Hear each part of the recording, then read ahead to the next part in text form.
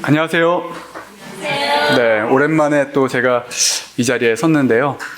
좀 부족한 사람이지만 성령님께서 제 입술과 또 여러분의 함께 하셔서 오늘 주님의 말씀이 우리에게 또 깨달아지고 또 우리 주님의 말씀으로 하나 되는 시간이 되도록 기도합니다. 네, 오늘은 제가 마지막 시대 엘리야들의 메시지라는 제목으로 여러분과 말씀을 나누고자 합니다. 노아의 때에 된 것과 같이 인자의 때에도 그러하리라. 이제 예수님께서 이렇게 말씀하셨는데요. 노아의 시대랑 지금 이 마지막 시대가 같다라는 말씀이죠. 이 노아는 120년간 하나님의 그 말씀을 사람들에게 전했습니다.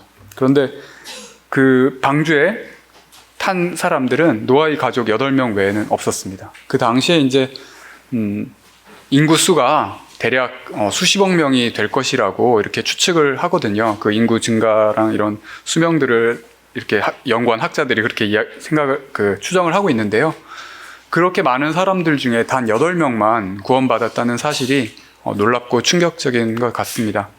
그 당시에 뭐 많은 이유가 있었겠죠. 사람들이 너무나 완악했고 또 거짓 선지자들도 많았겠죠.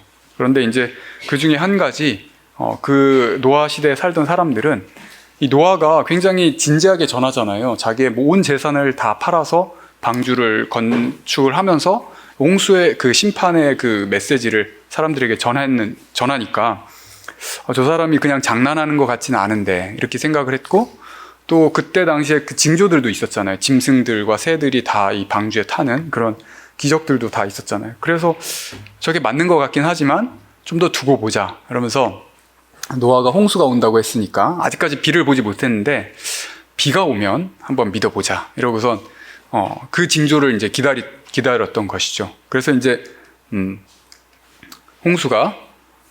비가 이제 내리기 시작했습니다. 그래서 노아 말이 진짜 사실이었네 라고 이렇게 생각하면서 사람들이 이제 방주에 뛰어가서 자기 이제 좀 믿겠다고 태워달라고 했는데 이미 때는 늦었습니다. 이 홍수가 이제 비가 내리기 일주일 전에 방주의 문이 닫혔죠. 그래서 더 이상은 이 방주에 들어갈 수가 없었는데 이런 일들이 오늘날에도 반복될 것이라는 것을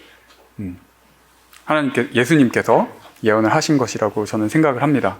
우리는 지금 어떤 사건을 기다리고 있습니까? 예수님께서 재림하실 그 재림의 사건을 우리가 당연히 기다리고 있지만 그 재림 전에 우리는 성경의 예언 중에 분명히 성취되어야 할 예언이 있다고 저희들이 믿고 있습니다.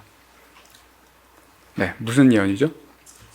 네, 짐승의 표 환란 예언인데 당연히 그 짐승의 표 환란 예언이 있어야 될 것이고 또 일요일 법령이 있어야 될 것이다. 그리고 일요일 법령이 발생하면 이제 정말 때가 가까웠으니까 우리가 그때 열심히 믿자라고 생각하시는 분들 안 계시죠? 네. 환란이 시작되면 그때는 더 이상 우리에게 준비할 시간이 없고 그때는 은혜의 시간이 끝나는 그런 때입니다. 그렇기 때문에 지금 우리가 구원받을 수 있는 은혜의 날에 우리가 정말 성령을 준비하고 주님께서 우리 마음속에 역사하시도록 준비하는 것이 너무너무나 필요한 때에 살고 있습니다.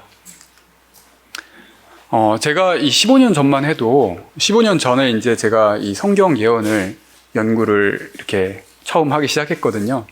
근데 성경 예언을 연구하니까 너무 역사적으로 이 성경의 예언들이 성취되었던 것이 너무나 분명하게 눈에 보이는 거예요.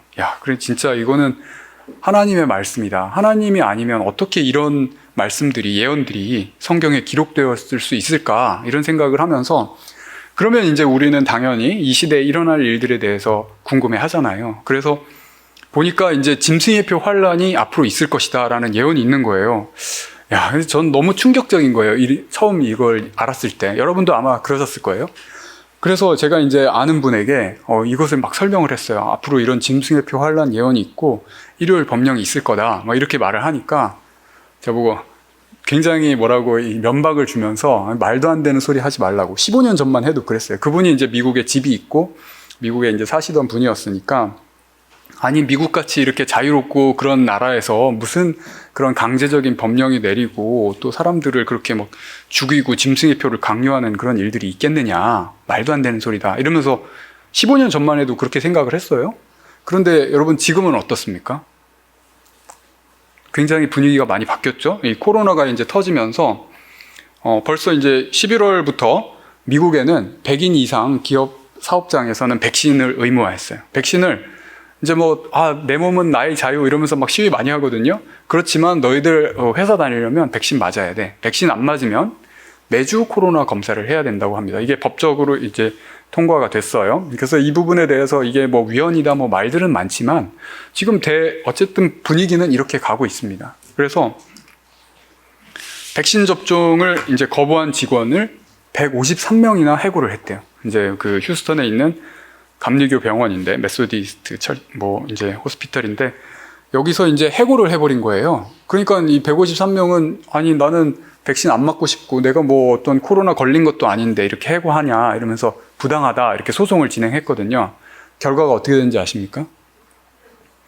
공공의 이익을 위해서 백신을 이렇게 맞게 하는 것은 정당한 조치다. 그래서 해고당하는 건 당연하다. 이렇게 결론이 나버렸어요. 그래서 이제는 이 백신을 어쨌든 공공의 이익이라는 굉장히 분명한 그런 어떤 뭐라고 해야 되나 명분이 있기 때문에 이런 것들을 강요하는 것이 이제는 당연하게 되어버렸습니다. 그리고 이제 제가 지난번에 설교할 때 여러분에게 이제 그 경제적인 문제를 말씀을 드렸는데 제가 이제 경제적인 이야기를 하면 여러분 조금 어려워하시고 조금 힘들어하시는 분들이 있지만 이걸 제가 이제 자꾸 말씀드리는 이유는 이 짐승의 표 환란이 오기 위해서는 경제적인 붕괴가 먼저 와야 돼요. 국가가 이 경제적인 것들을 다 통제를 해야 매매를 하는 것을 통제를 할 수가 있습니다. 그래서 이 경제적인 붕괴가 올 것이라고 저는 성경적으로 이렇게 보고 있고 경제적으로도 그렇게 보고 있어요. 이거는 경제 전문가들도 그렇게 예상을 하고 있는데 지난번에 이제 제가 말씀드리는 것은 이제 미국 부채 문제입니다. 부채가 이제 지금 여기 이제 차트에서 보는 것처럼 이제 완만한 게 아니라 기하급수적으로 이렇게 부채가 늘어나고 있죠. 그래서 부채 한도라는 게 있어요. 사실은 부채 한도는 매번 인상을 하는 거지만 그래가지고 또 이 협상이 되겠지만 또 이제 이 부채 한도를 협상을 해야 된다. 그래서 미국의 재무장관이 이렇게 이야기를 했어요. 12월 15일까지 안 하면 미국 파산 이렇게 이야기하는. 미국 파산 되겠습니까? 네, 안 되겠죠. 또 부채 한도 협상하겠죠. 그래서 계속 이제 부채 한도는 계속 늘고 화폐를 계속 인쇄해가지고 또 어쨌든 경제는 돌아가고 사람들에게 월급도 주고 하면 돼요. 그래서 계속 무한정 이제 찍으면 될 것 같지만 그동안 이 양적 완화를 통해서 화폐 인쇄를 통해서 달러 인쇄를 통해서 너무너무나 많은 화폐가 인쇄되었기 때문에 이제 부작용들이 지금 일어나고 있어요. 그래서 미국보다 이제 개발도상국부터 이제 문제가 생기고 있는데 이 브라질에 이제 사시는 분들은 이제는 이제 먹고 살기가 굉장히 힘들 정도로 이 물가가 많이 올랐다라고 이야기를 하고 있습니다. 여러분은 괜찮습니까? 물가? 네, 아직은 먹고 살만 하시죠? 한국은 그래도 좀 잘 사는 나라에 속하기 때문에 물가가 그렇게 급격히 오르진 않았는데 유럽 같은 경우에도 이제 심상치가 않아요. 29년 만에 최고로 이제 물가가 상승을 했어요. 소비자 물가가. 힘들겠죠? 이제 IMF 총재가 이렇게 이야기를 합니다. 세계적으로 식료품 가격이 1년간 30% 이상 올랐습니다. 에너지 가격도 함께 올라 빈곤층이 큰 타격을 받고 있습니다. 이건 세계적인 문제가 됐기 때문에 이 IMF 총재가 이렇게 이야기를 하는 것이죠. 그리고 이거는 좀 충격적인데 유럽의 그 천연가스 가격이 280% 상승했습니다. 네, 이거 굉장히 1년 만에 거의 300% 가까이 상승했다는 것은 지금 굉장히 충격적인 사실 아닙니까? 저도 제 차가 이제 LPG로 이렇게 가는 차거든요. 그리고 이제 저희 집에 이제 그 난방도 LPG로 하기 때문에 이 천연가스 가격이 많이 올라서 확인해 봤더니 저희도 거의 50%가량 올랐더라고요. 작년 겨울에 비해서. 그래서 올 겨울은 난방을 조금 아껴야 되겠다라는 생각을 좀 하고 있는데요. 지금 저는 그 정도지만 지금 유럽은 굉장히 문제가 심각한 거예요. 그래서 아이 둘의 엄마가 아이들에게 밥을 줘야 할지, 전기 요금을 내야 할지, 그것을 고민해야 할 정도로 문제가 이제 심각한 상황이 됐다는 거죠. 프랑스예요, 이거는. 그리고 스페인에서는 세탁기를 쓸 수가 없대요. 아니, 얼마나 심각한 수준이면 세탁기 돌릴 그 전기도, 전기세 내는 것도 힘들까. 그리고 여기는 이제 터키거든요. 터키는 이제 좀, 어떤 면에서는 선진국에서 이제 뒤처진 곳인데, 여러분 아이폰 쓰시는 분 계십니까? 터키에서는 이제 새로운 아이폰을 살 수가 없어요. 왜냐하면 물가가 너무 급등하니까 이 아이폰 가격을 정할 수가 없어. 터키화로. 그래가지고 아이폰 판매를 중단을 했다고 합니다. 그래가지고 사람들이 너무 물가가 빨리 오르니까 너무 분노해서 막 지금 시위를 하는 모습을 보여주는데, 저금리라고 했잖아요. 금리를 이제 물가가 상승하면 금리를 올려야 돼요. 근데 오히려 금리를 낮췄기 때문에 물가가 지금 더 폭등했다, 이거를 이야기를 하고 있거든요. 근데 터키의 지금 금리가 몇 퍼센트인지 아십니까? 19%였는데 15%로 낮춘 거예요. 네. 이제 대출 받으시는 분들은 이 금리가 얼마나 지금 센 건지 아시죠? 그런데 이렇게 낮췄는데 이렇게 물가가 오르니 지금 이런 개발도상국에서는 정말 사람들이 생존의 문제를 걱정할 정도로 심각한 문제가 되고 있다는 것이죠. 그래서 이 사람은 이제 빌 에크먼이라는 사람인데 전설적인 투자자예요. 그래서 그 사람이 이렇게 이야기를 하고 있어요. 연준이 주도하는 전형적 거품에 있다. 그러면서 부동산, 미술품, 주식 가격의 급등을 언급하며 모든 지표에 적신호가 켜졌다. 이제 이 물가 상승이 너무나 심각하다라는 것이죠. 그는 연준이 긴축을 훨씬 더 빠르게 진행해야만 할 것이라고 말했습니다. 그래서 이제 이거는 어제 뉴스예요, 불과. 어제 뉴스에 이게 물가 상승이 이제 미국에서도 심상치 않다. 그래서 이제는 연준이 테이퍼링, 이제 돈 풀기를 멈추고 금리를 상승시켜야겠다, 이렇게 이야기를 하는 거예요. 그래서 우리나라도 며칠 전에 금리를 인상했죠. 네. 그래서 우리는 그래도 다행히 1%입니다. 15%까지 가면 진짜 살아남을 수 있는 사람이 몇 명이나 될까 궁금한데, 지금 다행히 우리나라는 1%라 우리가 많이 체감을 못하지만 전 세계적으로는 이 경제적인 고통이 지금 굉장히 상당히 심각한 상황이다라는 거예요. 그래서 이 에릭 스프랏이라는 사람이 이렇게 말을 했어요. 금융 시스템과 은행 시스템을 떠받치기 위한 정책들은 더 이상 작동하지 않을 것이다. QE1이나 QE2는 제대로 기능하지 못했으며 QE3나 일본의 머니 프린팅도 마찬가지일 것이다. 심지어 중앙은행들은 주식까지 사들여서 경기를 떠받치고 있다. 얼마나 미친 짓인가? 조금만 생각해보면 이런 짓들은 조만간 멈추게 되어 있다. 우리는 다음 둘 중 하나가 일어나도록 계속 가속할 수밖에 없는 입장이다. 하나는 금융 붕괴이며 다른 하나는 하이퍼 인플레이션이다. 만약 하이퍼 인플레이션이 일어나면 금융 붕괴도 동시에 일어날 것이다. 라고 이제 이 사람이 2013년에 2012년인가 그때 이야기했어요. 그래서 이제 세월이 많이 흘렀죠. 거의 이제 10년 가까이 되어 가는데 그동안 이제 양적 완화가 지속되었고, 작년부터는 지금 그 양적 완화를, 무제한 양적 완화를 한다라고 해서 그것이 이제 지금 현실적으로 우리에게 문제가 되고 있는 그런 시대에 살고 있는 것입니다. 그래서 역사적으로 이런 하이퍼 인플레이션들은 계속 발생을 했는데, 이 한 번 이 화폐를 발행을 시작하면 계속되고 점점 이제 심해지고 갈수록 이제 그 양이 커지고 이제 수년간 이제 높은 수준의 물가가 이렇게 지속되다가 결국 이제 수백 배 물가 폭등이 일어나는 시기는 마지막 1년 그렇게 된다고 합니다. 그래서 그런 하이퍼 인플레이션이 오기까지 우리가 몇 년이 남았을까, 이런 생각을 하지만 실제적인 징조가 지금 일어나고 있다는 것을 볼 때 우리는 그 마지막 그 예언들이 성취될 시기가 그렇게 멀지 않았다라는 것을 인식을 해야 됩니다. 그래서 역사적으로 이 하이퍼 인플레이션이 일어났던 짐바브웨라는 나라가 있죠.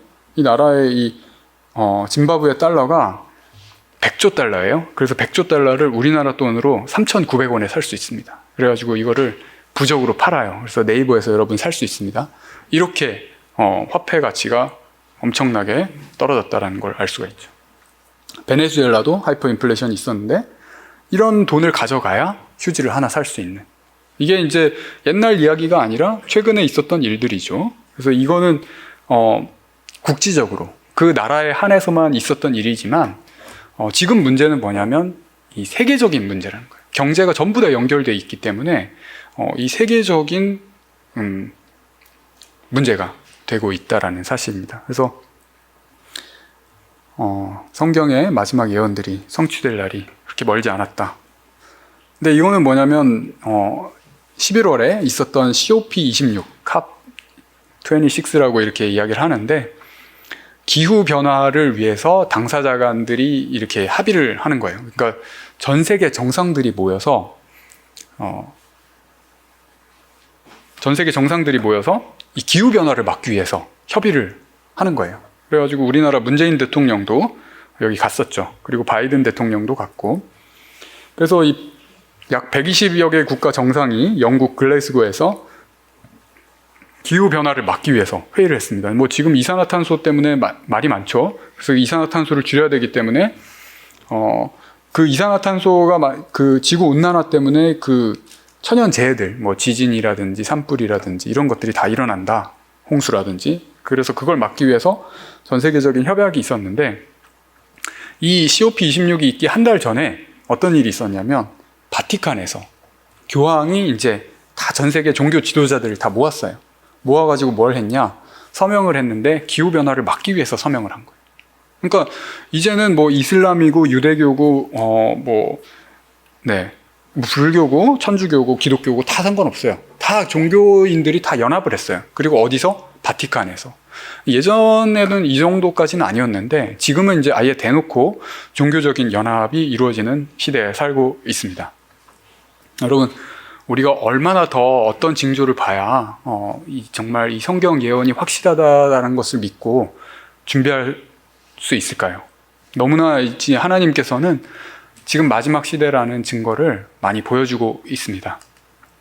그래서 예수님께서 열처녀의 비유를 말씀하셨는데 둘 다 신랑을 기다려요. 그리고 둘 다 등불을 가지고 있어요. 그러니까 이거는 정말 하나님을 기다리는 그리스도인들을 상징을 하는 거예요. 둘 다 하나님의 말씀을, 진리를 가졌다라고 하는 사람들이에요.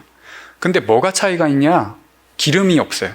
기름은 성령을 뜻하는데, 상징하는데, 기름을 준비하지 않았던 미련한 처녀들은 결국 신랑이 왔을 때 맞이할 수가 없었습니다. 그렇기 때문에 우리가 더 늦기 전에 성령을 준비하고 기름을 준비해서 예수님을 기쁨으로 맞이할 수 있는 그런 슬기로운 처녀들로 준비되기를 바랍니다. 아멘. 네, 그런데 지금 우리가 전해야 하는 메시지가 무엇인가? 요한계시록 13장에는 짐승의 표환란 예언이 있고, 그 요한계시록 14장의 다음에 이 시대를 살아가는 모든 사람이 알아야 할 그런 하나님의 말씀이 있습니다. 하나님의 메시지가 있죠. 읽어보도록 하겠습니다. 또 보니 다른 천사가 공중에 날아가는데 땅에 거하는 자들 곧 여러 나라와 족속과 방언과 백성에게 전할 영원한 복음을 가졌더라. 그가 큰 음성으로 가로되 하나님을 두려워하며 그에게 영광을 돌리라. 이는 그의 심판하실 시간이 이르렀음이니 하늘과 땅과 바다와 물들의 근원을 만드신 이를 경배하라 하더라. 네, 여기 보면 모든 사람에게 전할 영원한 복음을 가졌다라고 했어요. 그리고 또 뭐가 보이죠? 심판하실 시간이 이르렀다라는 것을 이야기하는 것이 보입니다. 그래서 복음과 심판은 뗄래야 뗄 수 없는 아주 중요한 그 관계를 갖고 있습니다. 그런데 문제는 뭐냐면 오늘날 교회들에서 심판에 대한 오해가 있습니다. 무슨 오해가 있죠? 의인들은 심판받지 않는다. 어떤 교단, 교파 할 것 없이 대부분의 교회가 마찬가지예요. 이 복음과 심판의 그 관계를 끊어놨어요. 그래서 의인들은 심판받을 필요가 없으니까 걱정 안 해도 된다. 그래서 이 심판에 대한 것을 전하는 사람들을 굉장히 이상한 그리고 사람들로 이렇게 만들어 버리고 있죠. 그래서 이 복음과 심판의 관계를 끊어버린 이 시대가 정말 마지막 시대이다. 네. 그래서 어떤 말씀으로 그렇게 이야기를 하냐면 요한복음 5장 24절에 이렇게 되어 있죠. 예수님께서 하신 말씀인데 내가 진실로 진실로 너희에게 이르노니 내 말을 듣고 또 나 보내신 이를 믿는 자는 영생을 얻었고 심판에 이르지 아니하나니 사망에서 생명으로 옮겼느니라. 네, 예수님께서 그랬어요. 내 말을 듣고 또 나 보내신 이를 믿는 자는 영생을 얻었고 심판에 이르지 아니하나니 이렇게 했어요. 그러니까 이 의인들은 심판을 받지 않는 것 아니냐 이렇게 이야기를 하는 거예요. 그런데 여기에서 이제 심판에 이르다는 의미는 죄인으로 이제 악인으로 판결이 나서 정죄받은 자의 상태로 들어가는 것을 의미를 하는 거예요. 의인들은 당연히 정죄받지 않죠. 하나님께서 구원을 해주시죠. 그런데 이 말씀만 가지고 의인들에겐 심판이 없다라고 이렇게 주장을 하고 있는 거예요. 여러분, 심판이 무엇입니까? 심판은 어떤 문제와 관련된 일이나 사람에 대하여 잘잘못을 가려 결정을 내리는 일이에요. 그래서 이 사람이 의인이냐 악인이냐 이런 것을 판결을 해줘야 되는 거예요. 그거는 모든 사람에게 다 심판이 있는 거예요. 그런데 그런 심판이 없다라고 가르치는 것은 잘못된 것입니다. 성경은 무엇이라고 말하는지 단지 그 성경절만 가지고 판단을 할 것이 아니라 여러 성경절들을 보면서 우리가 분별을 해야 됩니다. 히브리서 9장 27절에 한번 죽는 것은 사람에게 정하신 것이요 그 후에는 심판이 있으리니. 네, 이것은 어떤 악인들에만 심판이 있다는 것이 아니라 모든 사람에게 심판이 있다는 것을 이야기를 하는 것입니다. 우리에게는 인생이라는 기회가 주어졌고 그 기회 동안 예수님을 알고 하나님을 알고 영생을 얻을 기회를 다 주어진 거예요. 그리고 그 다음에 그 사람이 죽은 다음에는 심판이 있는 거예요. 이 사람이 의인인지 악인인지 이런 모든 것들을 공정하게 공의롭게 하나님께서 심판을 하셔야지 온 우주에 그 문제가 없는 것입니다. 이런 것 없이 그냥 하나님께서 그래 너는 구원, 너는 의인 이렇게 해주시고 너는 악인 이렇게 정해버리면 오해가 있고 그 부분에 의혹이 생길 수밖에 없는 것입니다. 어떤 사람이 왜 구원받았는지 왜 멸망했는지 우리가 알아야 되는 것이잖아요. 그래서 그게 심판이라는 것이죠. 네, 여기 보면 곧 내 복음에 이른 바와 같이 하나님이 예수 그리스도로 말미암아 사람들의 은밀한 것을 심판하시는 그날이라. 네, 사람들의 은밀한 것을 심판하신다고 했고요. 다음 고린도후서 5장 10절에도 우리가 다 반드시 그리스도의 심판대 앞에 드러나 각각 선악간에 그 몸으로 행한 것을 따라 받으려 함이라. 네, 우리가 다 이 그리스도의 심판대 앞에 드러난다라고 기록이 되어 있습니다. 그리고 베드로전서 4장 17절에는 하나님의 집에서 심판을 시작할 때가 되었나니 이렇게 기록을 하고 있습니다. 그렇기 때문에 의인들도 악인들도 모두가 다 심판을 받는다는 것은 성경의 진리라는 것이죠. 근데 여러분, 심판이 왜 필요하죠? 네, 심판은 죄 때문에 이렇게 생긴 것입니다. 만약에 죄가 없었다면 심판을 할 필요가 없어요. 왜냐하면 다 의인이고 악인이고 판별할 필요가 없으니까요. 그래서 그 죄가 생겼기 때문에 이 심판이 생겼는데 하나님께서 이 죄를 해결하시는 그 청사진을 보여주셨는데 그게 성소입니다. 성소는 하나님께서 우리의 죄를 어떻게 해결하시는지를 보여주는 하나님의 그 복음의 청사진이죠. 근데 그 성소의 평면도를 보면 이렇게 직사각형으로 되어 있는데 정사각형으로 두 구역으로 나눌 수가 있는데 하나는 이제 성소 뜰이고 그 다음에 하나는 성소 구역인데 그 성소 뜰에서 이제 중심이 되는 곳은 번제단이에요. 그 하나님의 사랑이 분명하게 드러난 그 십자가 사건을 상징한 번제단이 있고 그 다음에 성소 쪽에서 이 중앙에 있는 것은 법궤입니다. 하나님의 그 공의를 상징하는 그 법궤가 이 성소의 중앙에 있다라는 것이죠. 그래서 공의와 사랑의 하나님을 이렇게 분명하게 나타내주고 이 죄를 어떻게 해결하시는지를 보여주는데 이 구역이 다 나눠져 있는 것은 하나님의 뜻이 있는 거예요. 그냥 한꺼번에 그 모든 것을 다 해결하는 게 아니라 성소뜰 사역, 그 다음에 하늘 성소 사역, 그 다음 지성소 사역 이런 것들로 구분해서 역사적으로 하나님께서 이런 것들을 질서 있게 진행을 해오시는 것을 우리가 볼 수가 있습니다. 그래서 다니엘서 8장 14절에는 2300주야까지니 그때 성소가 정결하게 함을 입으리라 라고 하면서 이 성경 예언 중에서 가장 긴 기간의 그 예언을 주셨습니다. 그래서 이 예언을 보면 유대인을 위한 490년, 70일에 그 예언이 끝나는 기간에 이제 예수님께서 십자가에 달리면서 그 번제단 사역을 하시죠. 그리고 그 후에 이제 예수님께서 승천하셔서 하늘 성소 사역을 진행을 하시고 그 다음에 2300주야가 끝나는 1844년에 성소가 정결케 함을 입으리라 라고 하면서 성소가 정결하게 된다는 것은 성경적으로 그 대속죄일 날 성소가 한번 정결하게 되는 것이죠. 그래서 그 대제사장이 1년에 한 번 지성소에 들어가는 그 지성소 사역이 시작되었다는 것을 뜻하는 그 일이 1844년부터 진행이 되었다는 것을 뜻합니다. 그래서 지성소 사역은 심판의 사역이죠. 여러분, 그 마지막 시대 교회, 우리가 라오디게아 교회에 살고 있다고 하죠. 그 라오디게아의 뜻이 뭔지 아십니까? 네, 하나님의 백성을 심판하신다라는 뜻이에요. 그래서 하나님께서 이 마지막 때에 이 모든 성도들을 심판을 하신다는 것을 뜻하는데, 이 심판은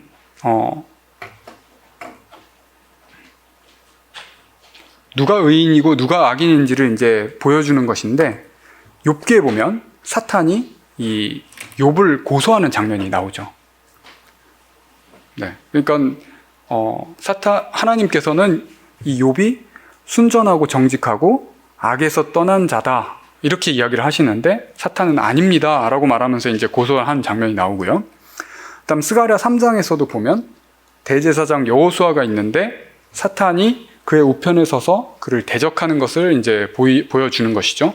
그러니까 이 여호수아가 이 잘못하고 있다라는 것을 이제 사탄이 계속 고소하고 있는 것을 이제 그 장면을 계속 보여주는 것입니다. 그래서 이 사탄이 욥과 여호수아 같은 사람들도 고소하는데, 여러분은 하나님께서 이 사람 정말 의인이야 라고 하나님께서 인정을 해주실 때 사탄이 여러분을 고소하지 않을까요?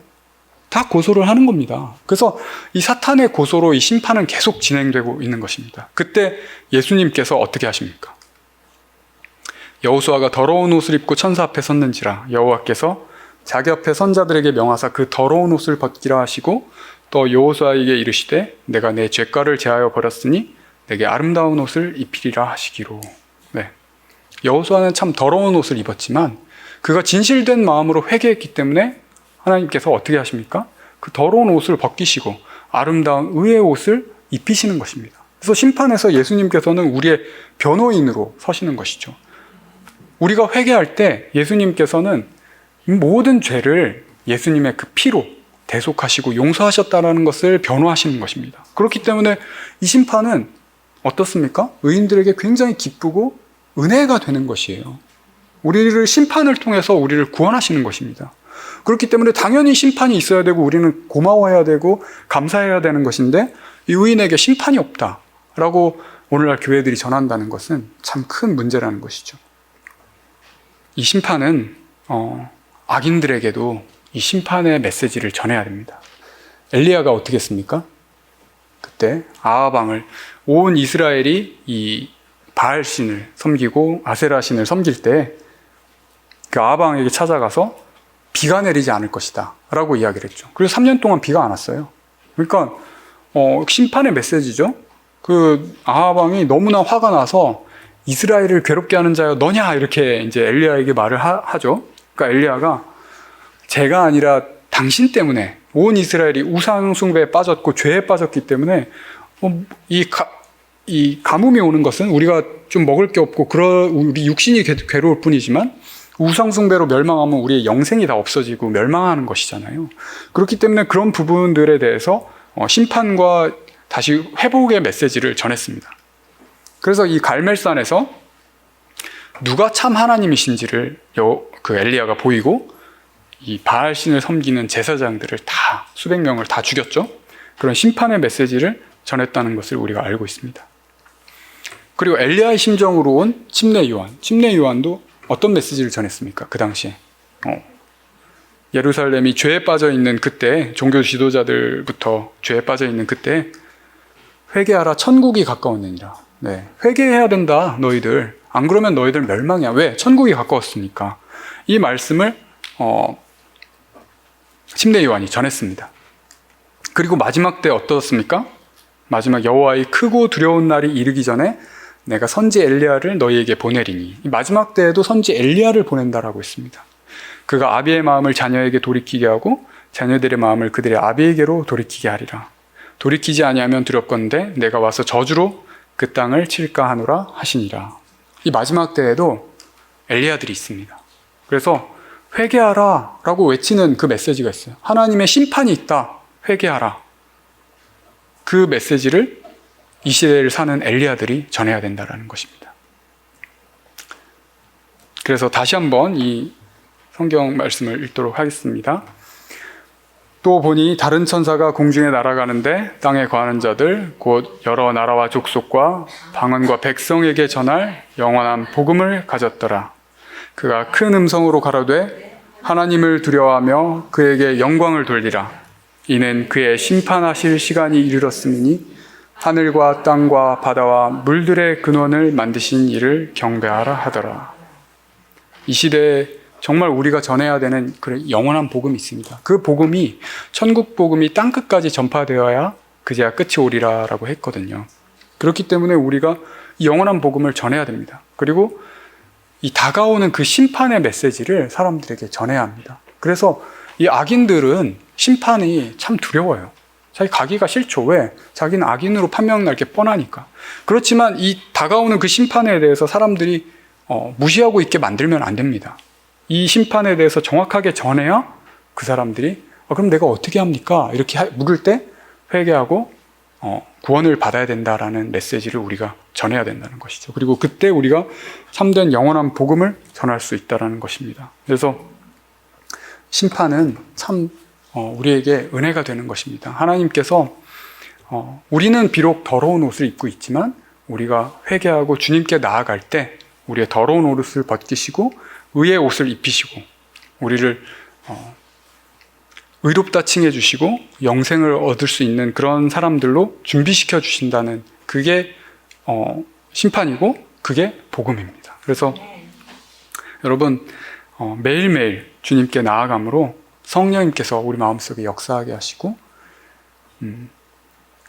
예수님께서 오늘 온다고 하더라도 우리가 영생할 수 있게 주님과 함께 영생을 누릴 수 있는 그런 사람들로 준비되어서 우리가 먼저 구원을 받고 사람들에게 이 구원의 메시지를 그리고 심판의 메시지를 엘리야와 같은 심정으로 전하는 우리 모두가 되길 바라며 말씀을 마치도록 하겠습니다. 기도하겠습니다. 사랑이신 하나님 아버지, 이 마지막 때에 저희에게 주님의 이 귀한 진리를 깨닫게 하시고 저를 인도하여 주시니 감사합니다. 정말 이 세상의 마지막이 얼마 남지 않았다는 것을 저희들이 보고 있습니다. 아직도 저희가 회개하지 못한 것이 있다면 주님께 온전히 회개하게 하시고 주님의 그 성령님께서 우리와 함께 하셔서 마지막 그 환난에 또 주님의 재림에 준비된 자로 서기에 부족함이 없도록 저희를 인도하여 주시옵소서. 그리하여 죽어가는 멸망해가는 세상을 향해 또 사람들을 향해 엘리야와 같은 심정으로 주님의 메시지를 대언하고 증거하는 사람들이 될 수 있도록 인도해 주시옵소서. 사랑이신 예수님 이름으로 간절히 기도드립니다.